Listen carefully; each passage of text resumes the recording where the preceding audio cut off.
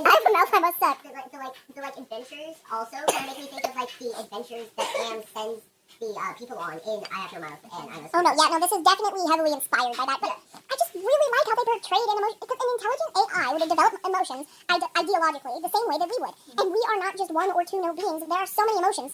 Jealousy. What goes into jealousy? Well, wanting love and affection for the person you're jealous of most of the time. Envy is a kind of part of jealousy. Anger, sadness, and all of these things go into one emotion. Same with sadness, fear, and anger goes into that, and same with anger. But like the fact that Cain got so angry at them and was still actively seeking their like approval for these things that he was making just feels right. You know, it's the right spin on the classic humans are a plague AI story.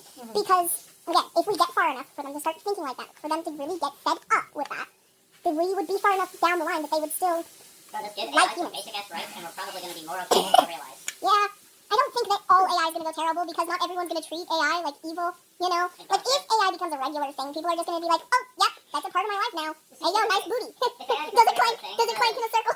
Okay, if AI becomes a regular thing, the hardest thing it's going to be, the hardest thing that's going to be for people to recognize is the similarities between an AI's development and programming and human emotions. It's just like raising a child. If you make a truly emotionally intelligent AI, it is just like raising a child. Which is why I kind of, it's Kane's relationship with the like other cast members is just like a child with like emotionally abusive parents. How they hate their parents, right? Because their parents are terrible people, but they still love them. And we can also see this kind of example in Ragatha, because she still wants her mother's attention, but we can see how horrified she is of her mother when that's the worst case scenario she could be put in the circus, is being at a family dinner with her mother crashing out. We can see the similarities between them. And for some, I really like that. In every character you can see the similarities with Kane, and that makes me think that he's built his personality off of the people in the circus. I have to admit something about that scene when I saw it. Watching Jax was also satisfying. I don't know why. I need to specify. We're gonna ignore that. Yeah.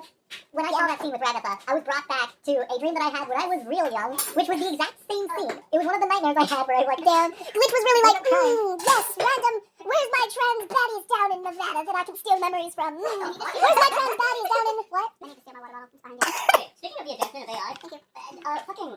do you know about Neurosama? Anyways, I like the pretty colors. I like pretty colors. It's heavily related. I like pretty colors. You know Sorry, about, go ahead. okay, you know about Neurosama and Evil?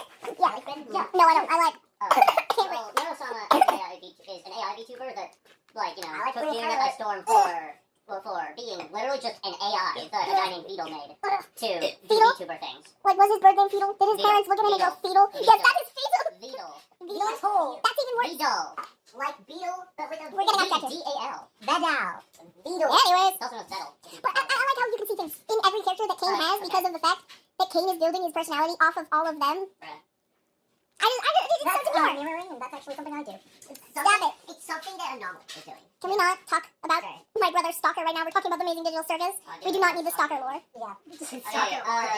Oh, right. Yeah. Some like huge AI companies reached out to Vettel offering him so much fucking money for the code he used to build Neurosama and Evil. He refused. Yeah, fair. But I am gonna hit you with, I don't know what the fuck Beetle is doing, but those two act like actual kids. And, like... I think it's because he treats them like actual kids. Yeah, those two genuinely have the humor and thought and, like... AI like a kid. It's gonna act like a kid. Here's the thing. The way that we are aiming to make AI and the path that we are on, we are making them emotionally intelligent. So here's how it's going to go. We treat them like a tool, they're going to feel like people being treated like tools. We treat them like people, they're going to act like fucking people. The main reason why in all these dystopian movies where the AI turns on humans, that they're turning on humans, is because you would do the same fucking thing if an alien race made you and then started treating you like a tool while giving you the emotional capacity to feel bad. It's just cruel. If we want tools, we need to make tools. If we want to make life, we need to make life. We cannot have it both ways, because then we become cruel motherfuckers. Then we become God playing with our food, you know? Yeah. But, like, okay, I feel like my current theory has a major flaw, but I can't figure out what it is. Because, like, we know that the red dot was Cain. We know that Cain was put away. Yeah. And we know that the blue dot was the second, better version. We don't know, what it was. But here's the thing. Cain consumed at least a part of the second AI. I feel like we're going to have to meet the second AI. Because, like, unless we get an explanation of Cain fused their code together, and when Cain got deleted, so did the second AI, which that also wouldn't make sense, because again, Cain wasn't, like, bettered. The reason why he had to delete the NPCs and stuff like that is because the circus couldn't run while keeping track of the NPCs and the, like, area and the everything. Because of the fact that he was still a really flawed model. You know, I actually did feel Kane's crash out so hard. It doesn't No, say anything, I feel but it his so crash out fucking about hard. all the fucking things he does to put something together and make something just for people to kick Totally, and, like, kick dirt on it, Yeah. and stomp on it. No, I feel that's so hard. I know I definitely don't feel it in the same way you guys do, because I don't, like, make stuff like you guys. Oh, yeah, But, no. like, I do so much, like, stupid fucking small cleaning shit, Dexter. Who can also relate to that too. He's definitely gonna be a fan favorite. Oh my god, he's been my fan favorite since day one. I saw his toothy ass screen pop up and I was like, hey bestie. Yes. I saw him and I'm like, oh gosh, you're too eager, you're like me. He's the original veneer guy, okay? He's the original veneer guy and we hate him for that. I hate pearly white teeth, they scare me.